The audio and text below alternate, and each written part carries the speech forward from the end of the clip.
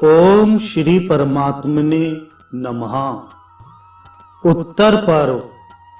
महाराज युधिष्ठिर के पास व्यास आदि महर्षियों का आगमन एवं उनसे उपदेश करने के लिए युधिष्ठिर की प्रार्थना, जिनकी प्रसन्नता के बिना ब्रह्मा भी एक क्षुद्र कार्य का संपादन नहीं कर सकते और जिनके चरणों के एक बार आश्रय लेने से देवेंद्र का भाग्य चमक उठा तथा उन्हें अखंड राजलक्ष्मी की प्राप्ति हो गई।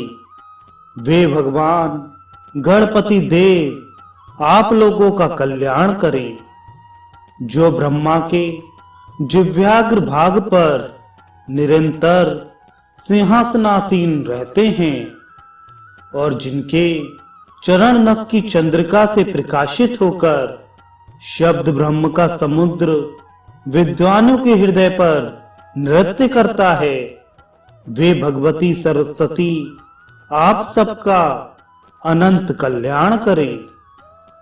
भगवान शंकर का ध्यान कर, भगवान कृष्ण की स्तुति कर और ब्रह्मा जी को नमस्कार कर तथा सूर्यदेव एवं अग्निदेव को प्रणाम कर इस ग्रंथ का वाचन करना चाहिए। एक बार धर्म के पुत्र धर्मवेत्ता महाराज युधिष्ठिर को देखने के लिए व्यास, मार्कंडेय, मांडव्य, शांडिल्य, गौतम, शातातप, पराशर, भरद्वाज, शौनक, पुलस्त्य, पुलह तथा देवऋषि नारद आदि श्रेष्ठ ऋषिगण पधारे। उन महान तपस्वी एवं वेद वेदांग पारंगत ऋषियों को देखकर भक्तिमान राजा युधिष्ठिर ने अपने भाइयों के साथ प्रसन्न चित्त हो सिंहासन से उठकर भगवान श्री कृष्ण तथा पुरोहित धौम्य को आगे कर उनका अभिवादन किया और आचमन एवं पाद्यादि से उनकी पूजा कर आसन प्रदान किया। उन तपस्वियों के बैठने पर विनय से अवनत हो महाराज युधिष्ठिर ने श्री वेदव्यास जी से कहा, भगवान आपके प्रसाद से मैंने यह महान राज्य प्राप्त किया तथा दुर्योधन आदि को परास्त किया, किंतु जैसे रोगी को सुख प्राप्त होने पर भी वह सुख उसके लिए सुखकर नहीं होता, वैसे ही अपने बंधु बांधवों को मारकर यह राज्य सुख मुझे प्रिय नहीं लग रहा है।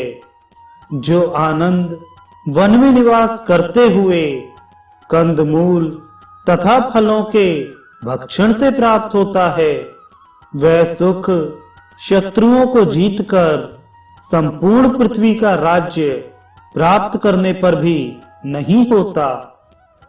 जो भीष्म पितामह हमारे गुरु, बंधु, रक्षक, कल्याण और कवच स्वरूप थे, उन्हें भी मुझ जैसे पापी ने राज्य के लोभ से मार डाला।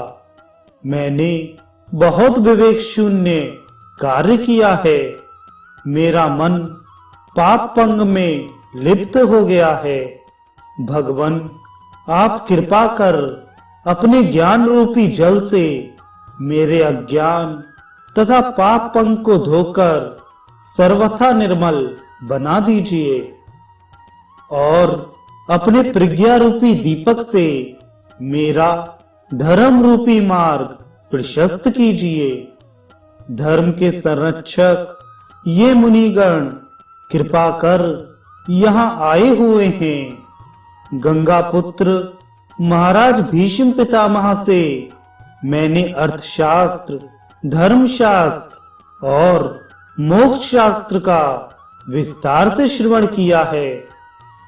उन शांतनु पुत्र भीष्म के स्वर्ग चले जाने पर अब श्री कृष्ण और आप ही मैत्री एवं बंधुता के कारण मेरे मार्गदर्शक हैं। व्यास जी बोले, राजन, आपको करने योग्य सभी बातें मैंने, पितामह भीष्म ने, महर्षि मार्कंडेय, धौम्य और महामुनि लोमश ने बता दी हैं। आप धर्मज्ञ, गुणी, मेधावी तथा धीमान पुरुषों के समान हैं। धर्म और अधर्म के निश्चय में कोई भी बात आपको अज्ञात नहीं है। ऋषिकेश भगवान श्री कृष्ण के यहाँ उपस्थित रहते हुए धर्म का उपदेश करने का साहस कौन कर सकता है, क्योंकि ये ही संसार की सृष्टि, स्थिति तथा पालन करते हैं एवं प्रत्यक्षदर्शी हैं। अतः ये ही आपको उपदेश करेंगे। इतना कहकर तथा पांडवों की पूजा ग्रहण कर बादरायण व्यास जी तपोवन चले गए।